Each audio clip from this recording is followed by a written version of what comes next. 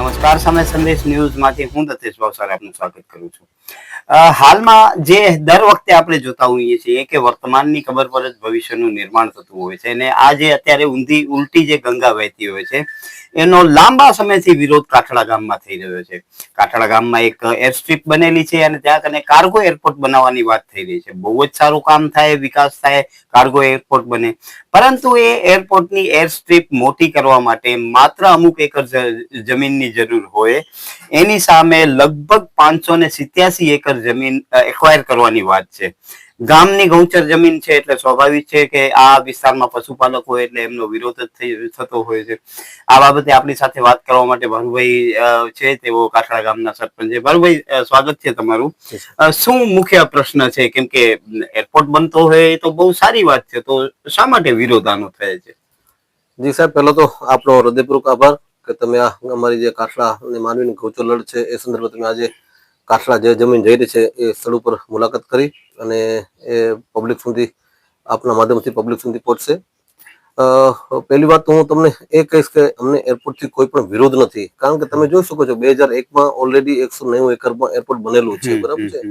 પણ વિરોધ અમારે એ છે કે હવે જે આ કલેક્ટર સાહેબ જે ઓર્ડર કરેલું છે, જે 212 એકર કાઠાની ગૌચર ફળદ્રુપ જમીન, 375 એકર માંડવી, જે જમીનમાં મલ્ટીપર્પઝ રિસોર્ટ, મોટી હોટલ અને ગોલ્ફ મેદાનમાં આ જમીન જઈ રહી છે, ત્યારે અમારું ગામ જે છે પશુપાલક ઉપર નિર્ભર છે.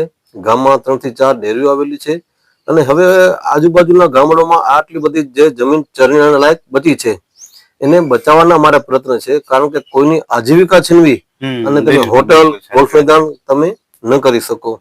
કારણ કે આજે જો ગૌચર નહીં બચાવીએ તો ક્યારે પણ નહીં બચશે, કારણ કે અમારી જે જમીન છે ફળદ્રુપ ગૌચર જમીન છે, એમાં 6 મહિના સુધી પુષ્કળ પ્રમાણમાં ચરણ લાયક ઘાસ થાય છે. અને આ જમીનમાં, કારણ કે અમારું ગામ કાઠળપટ્ટીમાં આવે છે, દરિયા કિનારાથી 1 કિલોમીટરના અંતરે છે, આ જ વિસ્તારમાં અમારા પૂર્વજોએ, ગામના વડીલોએ તળાવો બનાવેલા છે, 5 થી 6 તળાવ બનાવેલા છે સરકારશ્રીની વિવિધ ગ્રાન્ટોમાંથી. કારણ કે આજે આપણે વિચારીએ છીએ કે આપણે સારી ખેતી કરીએ, પુષ્કળ પ્રમાણમાં ખેતી થાય, એ માટે પાણી પણ જરૂરી છે, પાણીના ટીડીએસ સુધરે એ માટે ખૂબ આ તળાવનો ઉપયોગ થાય છે. અને 6 મહિના સુધી 8 મહિના સુધી પશુપાલકો પણ આ તળાવમાં ગાયોને પાણી માટે લઈ જતા હોય છે, ત્યારે અમારો વિરોધ હતો, છે અને રહેશે. દર્શક મિત્રો, તમે વિચારો કે જે ગામની 200-200 એકર જમીન માત્ર આ ગોલ્ફ કોર્સ અને હોટલો અને તૂત માટે ઉપયોગ થતી હોય અને ગામની ગાયો કાંટા ખાતી હોય, તો એનો શું મતલબ છે? મોટા ભાગના ગામના લોકો ખેડૂતો અને પશુપાલકો છે, એટલે સ્વાભાવિક છે કે એ ગૌચર જમીન એમના માટે ખૂબ જ અગત્યની જમીન છે. એ જમીનને આવા તૂત માટે કે જે મોટી હોટલો બનશે, ગોલ્ફ કોર્સ બનશે, મલ્ટીપર્પઝ કાર્યક્રમો માટે જો યુઝ થતી હોય, તો એનો સીધો મતલબ એ છે કે વર્તમાનની ખબર ઉપર ભવિષ્યનું નિર્માણ થઈ રહ્યું છે. બરાબર. તો હવે આ સરકારે તો તમને પ્રોજેક્ટ મૂકી દીધા, આ બધે પ્રોજેક્ટમાં ભવિષ્યમાં તમારા લોકોને વિશ્વાસમાં લીધા વગર પણ સરકાર આગળ વધશે, તો શું તમારી પાસે બીજો કોઈ રસ્તો વધે? જી, આપના માધ્યમથી અમે એ જ કહેવા માંગીએ છીએ કે વિકાસના હું ચોક્કસ કહું છું કે અમે કોઈ વિકાસના વિરોધી નથી, પણ ગૌચરના ભોગે જો વિકાસ થશે તેના 100% વિરોધી છીએ. કારણ કે એ લોકો પાસે જો આજ હોટલ અને મલ્ટીપર્પઝ રિસોર્ટનું જો નિર્માણ કરવું છે, તો એ લોકો પાસે વૈકલ્પિક દક્ષિણ બાજુ જમીન છે. તદુપરાંત જો કાઠડા ગામને અહીંયાથી 9 કિલોમીટર કે 7 કિલોમીટર દૂર દરિયાકાંઠા ઉપર જમીન ફાળવવામાં આવે છે, ત્યાં પણ આ પ્રોજેક્ટ થઈ શકે છે, કારણ કે એ લોકોને કઈ રનવે તો નવું બનાવવું નથી. બિલકુલ, હાલ ઘડી એ લોકો પાસે 190 એકરમાં એરપોર્ટ હયાત છે, પણ જે એ લોકોને એરપોર્ટની અંદર હોટલ રિસોર્ટ કે ગોલ્ફ મેદાન બનાવવા ઈચ્છે છે, એ તો અહીંયાથી 7 કિલોમીટર દૂર બની શકે. બિલકુલ, કારણ કે જે પણ પર્યટક આવશે એ અહીંયાથી બાય કાર 6 કે 7 કિલોમીટર જતા 10 મિનિટ લાગશે. તો અમે સરકારશ્રીને જે પણ વૈકલ્પિક છે, હાઈકોર્ટે પણ એક એવો ઓર્ડર કર્યો છે કે તમે કલેક્ટર સાથે બેસીને એનો વાટાઘાટ કાઢો. તો અમે લોકો પણ હમણાં ટૂંક સમય પહેલા પણ કલેક્ટર સાહેબને રજૂઆત કરી છે. કલેક્ટર સાહેબ સ્થળ પર પણ આવ્યા હતા, ત્યારે પણ ગામ લોકોની એ જ રજૂઆત રહી હતી કે તમે જેમ ઉત્તર બાજુ આવો છો એ જગ્યાએ તમે જો દક્ષિણ બાજુ હલાઈ જાઓ તો તમારું વિકાસ થઈ જશે અને ગામ લોકોની જે પશુપાલકોની જે પણ માંગણી છે એ પણ સંતોષાઈ જશે. એ માટે અમે જે પણ ગૌભક્તો છે બધાને આહવાન કરે છે કે તમે પણ આ લડતમાં સહભાગી થાવ. કારણ કે આજે આપણે સમજીએ છીએ કે માંડવી શહેર હોય કે અન્ય કોઈ શહેર હોય ત્યાં દૂધ જો જતું હોય તો ગામડેથી જ જાય છે. ગામડેથી જ જાય અને અને ગાયો કાઠલા ગામમાં 3 થી 4 ડેરીઓ છે, એના 3 વર્ષના ટર્નઓવર કરોડોમાં થાય છે સાહેબ. એટલે અમારી બહેનો જે સંચાલિત દૂધની ડેરીઓ છે એ લોકોનું આજીવિકા પણ ન જોખવાય એ પણ જોવાનું સરકારશ્રીની છે. બરોબર. એક નાનો પ્રશ્ન એ છે કે કાથડા ગામમાં અંદાજિત પશુઓની સંખ્યા કેટલી હશે? 20મી પશુધન ગણતરી મુજબ 2910 ની એટલે 3000 પશુઓ જે તે વખતે હતા, કદાચ એનાથી પશુ વધ્યો એટલે આપણે માની લઈએ 3500 પશુઓ છે. 3500 પશુઓની જો ગણતરી કરીએ તો પહેલે તો એમની પાસે પૂરતી ગૌચર હશે નહીં. જેમ નવીનાળનો પ્રશ્ન થયો કે જે ગૌચર મોટી મોટી કંપનીઓને જે આપણા રાષ્ટ્રીય જમાઈ ઘોષિત થયેલા છે એમને આપેલી છે, એ જ લોકો અહીં કબજો કરી લેશે આવનારા ભવિષ્યમાં. એટલે જે હાલમાં જે આપણે કહી રહ્યા છીએ કે ભારત દેશ આપણો જે ગામડાની સંસ્કૃતિ ઉપર વિકસી રહ્યો છે, એ સંસ્કૃતિ ઉપર કુઠારાઘાત થઈ રહ્યો છે. અને જે પશુપાલકો છે, જે ગામના લોકો 2 ટાઈમનો રોટલો રણી ખાય છે, એના ઉપર જ આ હુમલો કરવામાં આવે છે.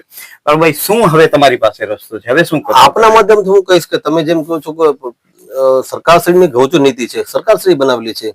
100 પશુ દીઠ 40 એકર ગૌચર હોવી જરૂરી છે. એટલે કાઠડા ગામે હાલ 3000 આપણે પશુ પકડી તો 1200 એકર ગૌચર જોઈએ. ત્યારે 1200 એકર જમીન વધી નથી. માંડવી પાસે 3000 ઉપર પશુધન છે. માંડવીનો બહુ ગંભીર મુદ્દો છે. ખરેખર માંડવીની પ્રજાને જાગવાનું છે, માંડવી શહેરની પ્રજાને જાગવાનું છે. કારણ કે માંડવીનો 7/12 ની અંદર સરકારી રેકર્ડની અંદર 2000 એકર ગૌચર બોલે છે. પણ અમે લાગે ગૌચર સમિતિએ માપણી કરાવી માંડવીની ગૌચરની, ત્યારે માંડ 200 એકર જમીન વધી છે. એટલે 1800 એકર ગૌચર નાશ થઈ ગયો.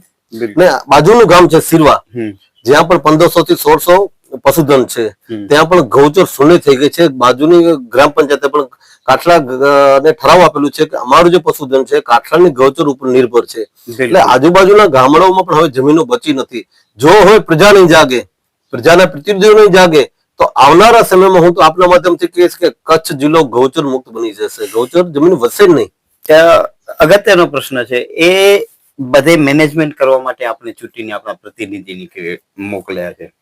હું એમ કહું છું કે હરખપદુરા નેતાઓ દરેક વખતે નાની મોટી વાતો સોશિયલ મીડિયામાં મોટે ઉપાડે મોટા કાર્યક્રમો કરતા હોય, પરંતુ જયારે આવા પ્રશ્નો ઉભા થાય છે ત્યારે તો કોઈ બાજુમાં નથી આવતો.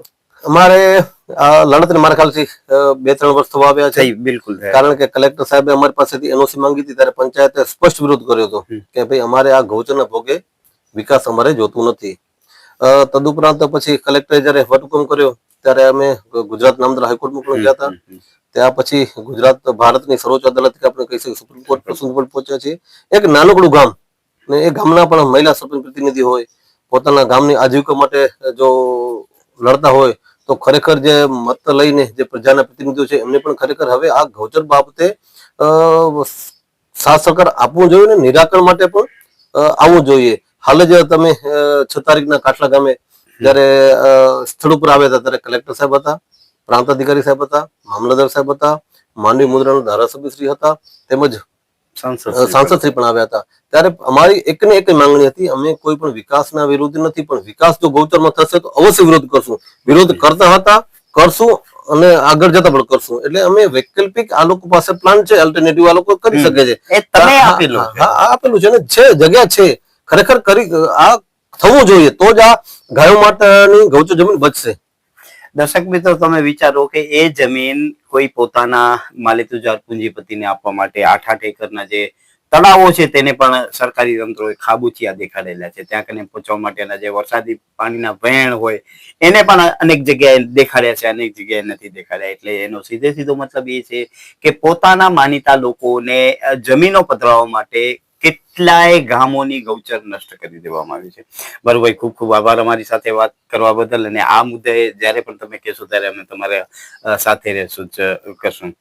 તો દર્શક મિત્રો, તમે વિચારો કે ગાયના નામે વોટ માંગવા વાળા દરેક રાજ્યોમાં દરેક શહેરોમાં લોકો આવી જાય છે, દરેક રાજકીય પક્ષમાં લોકો આવી જાય છે, પરંતુ જયારે ગૌચર બચાવવાની વાત આવે છે ત્યારે ભારુભાઈ જેવા સામાન્ય લોકોને જ લડવો પડે છે. મત માંગતી વખતે જે સુરાઓ હોય છે, અંતે આવી લડાઈ વખતે કોઈ પણ આગળ આવતું આવતા નથી. અને હાઈકોર્ટ અને સુપ્રીમ કોર્ટ સુધી સામાન્ય વ્યક્તિઓ જાય છે. સરકારી અમલાને તો તમામ સગવડો મળતી હોય છે, પરંતુ ગામના સામાન્ય લોકો હાઈકોર્ટ અને સુપ્રીમ કોર્ટ કેટલા ખર્ચે પહોંચતા હોય છે, અને એ પણ માત્ર ગૌચર જમીન બચાવવા માટે. તો આપણે વિચારવાનું થાય કે આ ભારતનું ન્યાયતંત્ર છે એ પણ સામાન્ય વ્યક્તિને ન્યાય અપાવે છે ખરું? નમસ્કાર, સમય સંદેશ ન્યૂઝમાંથી હું દતેશ ભાવસાર. તમને અમારી સ્ટોરી સારી લાગે તો લાઈક કરો, સારી ન લાગે તો અમને સૂચન આપો, પરંતુ સબસ્ક્રાઇબ કરજો જરૂર. નમસ્કાર.